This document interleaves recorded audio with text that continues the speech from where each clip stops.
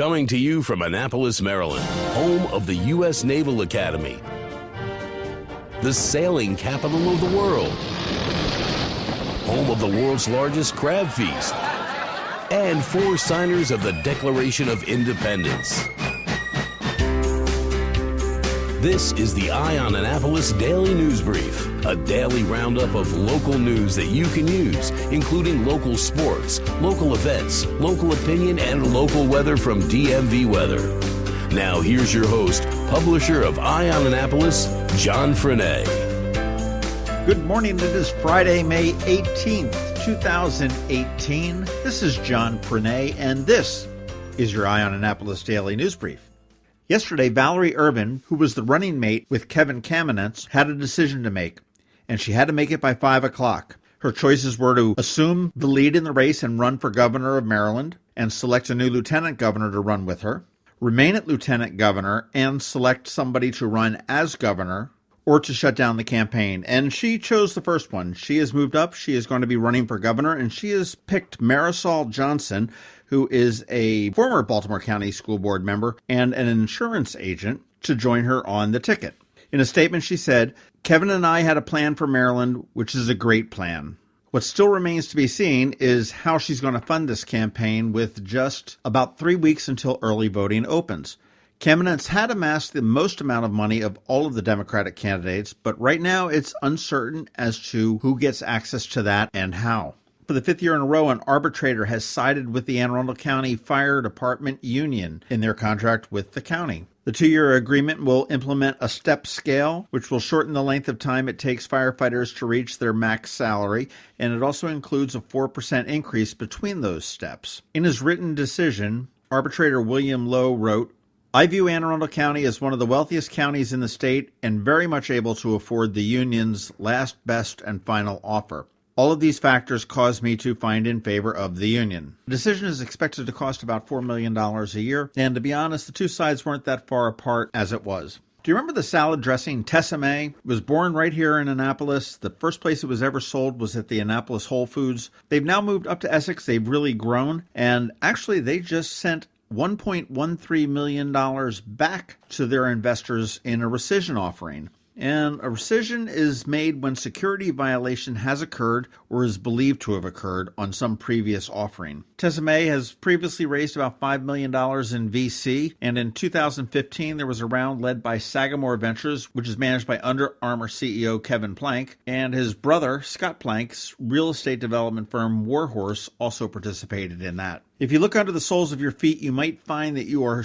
growing mold or moss. The rain does not appear to be letting up anytime soon. We are still under a flood watch until tonight, but George Young will discuss the weather a little bit more in detail in just a little bit. The Maryland State Highway Administration has been kept busy over the last few days, and they will be keeping busy over the next few days. Right now, we've got spokesperson Charlie Gishler with some information. Lots of heavy rain throughout the area. The Maryland Department of Transportation State Highway Administration crews are responding to flooded areas throughout much of the state. Most of Maryland has been experiencing heavy rainfall for several days, which is leaving the ground saturated and low-lying areas prone to flooding. Friday morning, they are predicted to have heavy rain showers and thunderstorms, and this is going to increase the likelihood of vulnerable trees to topple, closing roads and creating power outages. Crews are going to be inspecting roadway drainage systems to ensure they are free of debris and vegetation, promote positive drainage, assemble high water and road closure signs, ensuring that all chain and pole saws and chippers are fueled, oiled, and ready to be rapidly deployed, and keeping generators operational and fueling sites topped off so that crews can work through the night to deal with power outages and road closures. Some tips for drivers to keep in mind during heavy rainstorms. Of course, we always say turn around and don't drown. It only takes a few inches of water to cause a vehicle to move. Plan for extra travel time, as some roads may flood and be temporarily closed. Of course, never attempt to remove a fallen tree or tree branch from the roadway, especially if there are electrical wires entangled. Should an intersection lose power and traffic signals become non-operational, you must treat all approaches of the intersection, including the main line, as a 2- or 4-way stop. Be aware of flood-prone areas and avoid these routes. And of course, please don't litter. Trash that is collected in the roadway collects into the storm drain systems, and that impacts highway drainage. And of course, remember, state law requires that you use headlights when the windshield wipers are used. And finally, cute news out of Government House. Governor Larry Hogan and First Lady Yumi Hogan made a surprise visit yesterday up to Barks in Baltimore. If you will remember, their dog passed away about a year ago, and the Hogans were up there to adopt not one, but two very adorable dogs. They look like they're kind of Shih Tzu, Lhasa Apso, kind of mixy dogs, but there are some really cute pictures on Governor Larry Hogan's Facebook page. Congratulations to the Hogans for adding two fur babies to their family in Government House. And that's it for the top stories today. Make sure you check out eyeonannapolis.net because we do update that consistently throughout the day, and that will have all of the news that you need to know for the area. It is Friday, so stay tuned. We do have our Friday picks for things to do this soggy weekend, and there will be plenty of things going on. And of course, we're going to have George Young with the weather. He's coming up right after Sean ONeill with RBC Wealth Management. I'm Sean ONeill, your local RBC Wealth Management Advisor. When you choose to work with me, you'll have access to a worldwide network of financial products and services only available from a leading global institution. RBC's international reputation for physical strength and stability, world-class capabilities, and corporate values is unique in the financial services industry. I also recognize the importance of reinvesting in the communities in which we live and work, and I'm committed to serving my clients by building long-term relationships based on trust, integrity, and confidence. I look forward to helping you with your wealth management needs. Call me, Sean ONeill, today at 410-573-6723 for a complimentary consultation. RBC Wealth Management, a division of RBC Capital Markets, LLC. Member NYSE, FINRA, and SIPC. This is Maryland. The weather can be nearly unpredictable. We've got George Young from DMV Weather in Annapolis to sort it all out. Hey everyone, this is George with DMV Weather, and this is your Eye on Annapolis forecast for Friday, May 18th. So yesterday made the 6th straight day at BWI Airport in which measurable rain was recorded, and it was the 3rd straight day in which 1 inch or more of rain was measured there as well. And today will likely turn out to be the 7th and 4th days in those streaks respectively. And looking ahead, it is very conceivable that this rainy streak ends up hitting 10 days in a row or more, as all available guidance shows a real possibility that we see rain every day through at least next Tuesday or Wednesday, with today and tomorrow likely being the heaviest amount of rain in that stretch, with as much as 5 inches or more of additional rain falling in spots from this morning through tomorrow night, on top of 5 inches of rain or more that's already fallen in the same spots. Of course, that means the flooding risk for streams, creeks, rivers, and even urban flooding of roadways will continue to go up for the next day or two at a minimum. And with all the rain continuing to soak an already oversaturated ground layer, it also means the risk for falling trees remains elevated as well. So stay aware of these weather threats at all times today through the weekend, and stay tuned for updates as this situation evolves.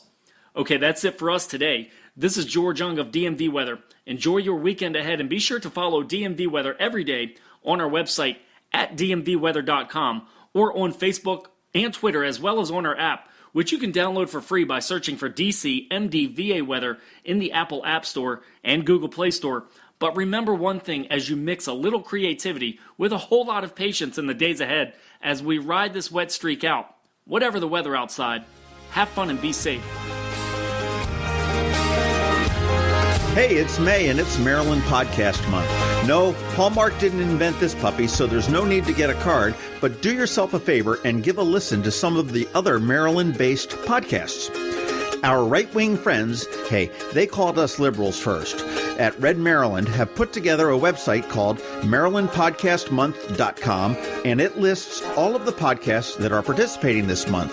Throughout the month of May, many of us will be showing up on other Maryland podcasts as guests, and we'll have all sorts of antics throughout the month. Among the participants are Red Maryland and Eye on Annapolis, of course, and then others to cover every topic you can possibly think of.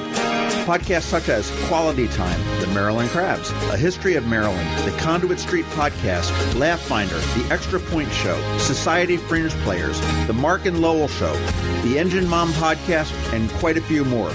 So go to MarylandPodcastMonth.com, check it out, get familiar with a new podcast near you, and of course, please let all your friends and associates know as well. And we will see you all May during Maryland Podcast Month.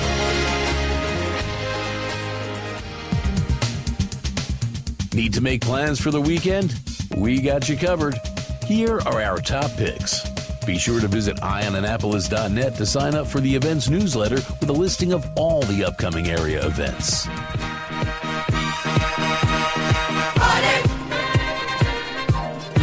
Thank God it's